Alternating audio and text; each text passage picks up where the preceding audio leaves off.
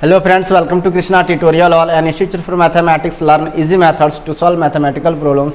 मैं मुकेश आज आप लोगों के लिए रीजनिंग का जो घड़ी चैप्टर पढ़ा रहे थे हम उसका पार्ट 3 लेकर आया हूँ। और आज मैं आप लोगों को बताने जा रहा हूँ कि क्षैतिज दर्पण पर अगर कोई प्रतिबिंब बन रहा है और उसमें वास्तविक और काल्पनिक समय के बारे में पूछा जाता तब किस प्रकार से सवाल को सॉल्व करेंगे। तो आप वीडियो के अंतिम तक बने रहिए, तभी आप इस तरह के सवाल को सॉल्व करने के आसान तरीके को सीख पाएंगे और समझ भी पाएंगे। तो चलिए बिना देर के शुरू करते हैं आज का क्लास। शुरू करने से पहले एक बात बताना चाहता हूँ, अगर आप चैनल पर नए हैं, पहली बार मेरी वीडियो को देख रहे हैं तो चैनल को सब्सक्राइब कर लीजिए और बेल आइकन को प्रेस कर दीजिए ताकि आपको मेरी रेगुलर आने वाली वीडियो का नोटिफिकेशन मिलता रहे। और मेरी क्लास अगर आपको अच्छा लगता है तो लाइक करना मत भूलिएगा। चलिए शुरू करते हैं आज का क्लास। देखिए फ्रेंड्स, सबसे पहले क्षैतिज दर्पण होता है क्या, जैसे कि आपको एक घड़ी दे रखा है और नीचे इसका एक दर्पण लगा रखा है। दर्पण का एक साइड हमेशा क्या हुआ था, रंगा हुआ रहता है और नीचे फिर एक घड़ी बन रहा है जिसमें आपका क्या आ रहा है, इसी घड़ी का प्रतिबिंब है। ठीक, तो इसी घड़ी का प्रतिबिंब इसमें बन रहा है। तो आपको इस घड़ी को आप हमेशा देखिए, ये है आपका 12, ये है आपका 6, ये है 9 और आपका ये है 3।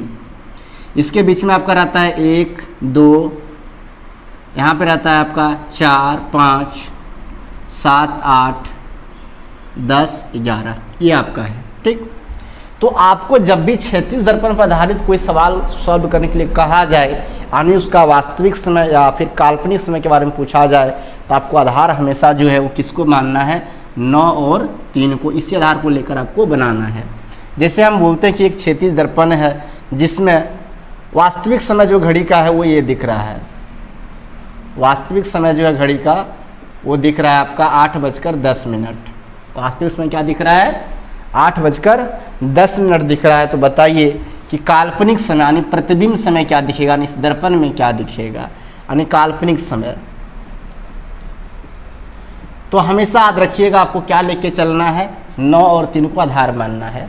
तो यहाँ घंटे देखिए कहाँ कितना 8 है, 8 जो है 9 से कम है। कितना कम है, तो 1 कम है। और जो 10 बज रहा है वो 3 से कितना कम है, 1 कम है। तो जितना कम है उतना आगे बढ़ा दीजिए, यानी 1 कम है तो 1 आगे बढ़ाइए तो कहाँ चले जाएंगे हम, 10 पे। यहाँ 1 कम है तो 1 आगे बढ़ाएंगे तो कहाँ चले जाएंगे हम, 4 पे। तो 10 होगा और इधर 4 मतलब कितना, 20 मिनट हुआ। यानी जो मेरा काल्पनिक समय होगा वो हो जाएगा 10:20 हो जाएगा। कोई दिक्कत फ्रेंड्स?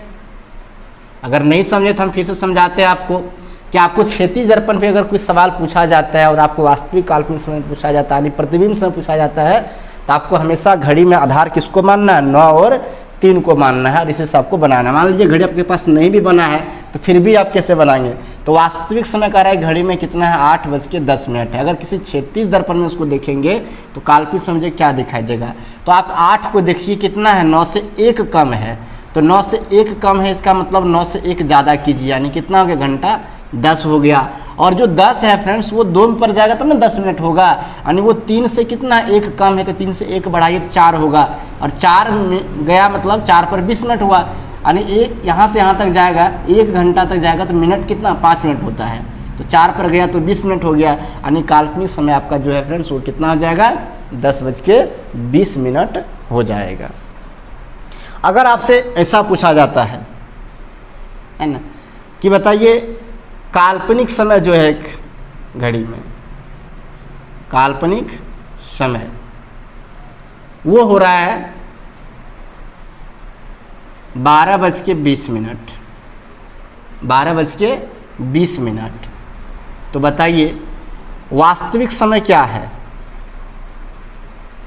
वास्तविक समय क्या है, इस तरह सवाल आपसे पूछा जाता है। तो आप इसे कैसे सॉल्व करेंगे, तो हमेशा देखिए 12 9 से कितना ज़्यादा है, तो 3 ज़्यादा है, तो 3 से हमेशा पीछे लाइए। 3 से पीछे लाएंगे तो 9 से 3 माइनस करेंगे तो कितना हो जाएगा, 6।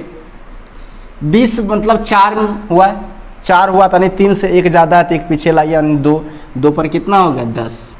यानी कितना आएगा आपका आंसर, 6:10। यानी वास्तविक समय क्या हो रहा है घड़ी में, 6:10 हो रहा है। अगर उसे हम देखते हैं दर्पण में, क्षैतिज दर्पण में, तो मुझे काल्पनिक रूप में कितना दिखाई देगा, 12:20 दिखाई देगा। कुछ और भी सवाल हम ले लेते हैं फिर, देखिए आपको समझने के लिए। कहता है एक घड़ी में जो वास्तविक समय है, वास्तविक समय देखिएगा, कहता हो रहा है 11:20 30 मिनट, 11:30 हो रहा है। तो बताइए काल्पनिक समय क्या होगा। दर्पण कैसा रहेगा, ये ध्यान रखिएगा हमेशा, क्षैतिज दर्पण। क्वेश्चन में इस बात का मेंशन क्या हो रहता है कि दर्पण कैसा है, क्षैतिज है या फिर अवतल है। तो आप इसे कैसे सॉल्व करेंगे। तो आप 11 देखिए 9 से कितना ज़्यादा है, 2 ज़्यादा है, 2 पीछे लाइए तो कितना होगा, 7 हो जाएगा। और 30 कहने का मतलब हुआ 6 पर काटा रहेगा, 6 पर रहेगा मतलब 3 ज़्यादा, 3 पीछे आप करेंगे तो कितना हो जाएगा, 12 पे चला जाएगा, यानी 12 पे चला जाएगा मतलब क्या हो जाएगा, पूरा 0 हो जाएगा ना। तो 0 मिनट हो गया, यानी कितना बज रहा है, 7 बज रहा है। तो अगर 7 बज रहा है घड़ी में आपका, क्या वास्तविक समय मतलब जो है 11 साढ़े 11 बज रहा है, तो आपकी घड़ी में कितना काल्पनिक समय आपको क्या दिखेगा कि वो 7 बज रहा है। तो फ्रेंड्स इस बात को ध्यान रख लीजिएगा, यहीं पे आप जब भी आपको क्षैतिज दर्पण पे कोई सवाल दिया रहे तो आप इस तरह से उसे सॉल्व करेंगे। आज का क्लास वो कैसा लगा फ्रेंड्स, कमेंट जरूर कीजिएगा, क्योंकि आपके कमेंट से मोटिवेट होकर और भी क्लास आप लोगों के लिए हम लाते हैं। तो चलिए फ्रेंड्स, ये था क्षैतिज दर्पण पर आधारित सवाल। पार्ट 2 में मैंने बताया था समतल दर्पण पे, और पार्ट 1 में बताया था डिग्री पर आधारित प्रश्न घड़ी में कैसे पूछा जाता है। तो अगर आप उस पार्ट को नहीं देखे हैं, पार्ट 1 पार्ट 2 को, तो आपसे देख लीजिएगा, लिंक मैंने डिस्क्रिप्शन में दे रखा है। तो चलिए फ्रेंड्स, आज का क्लास में ये खत्म करते हैं, मिलते हैं फिर नेक्स्ट क्लास में। आज का क्लास आपको कैसा लगा कमेंट करके जरूर बताइएगा, अच्छा लगा तो लाइक ज़्यादा शेयर कीजिए, और नहीं है तो चैनल को सब्सक्राइब कर लीजिए और बेल आइकन के ऑल का बटन क्लिक कर दीजिए। तो चलिए मिलते हैं फिर नेक्स्ट क्लास में, तब तक आप सबको थैंक यू। हाँ फ्रेंड्स, यदि आप इस वीडियो को फेसबुक पेज पर देख रहे हैं तो आप पेज को लाइक फॉलो करना मत भूलिएगा, और यदि आप मुझे इंस्टाग्राम फॉलो करना चाहते हैं तो आप कृष्णा टेलर के नाम से फॉलो कर सकते हैं। तो चलिए मिलते हैं फिर नेक्स्ट क्लास में, तब तक आप सबको थैंक यू।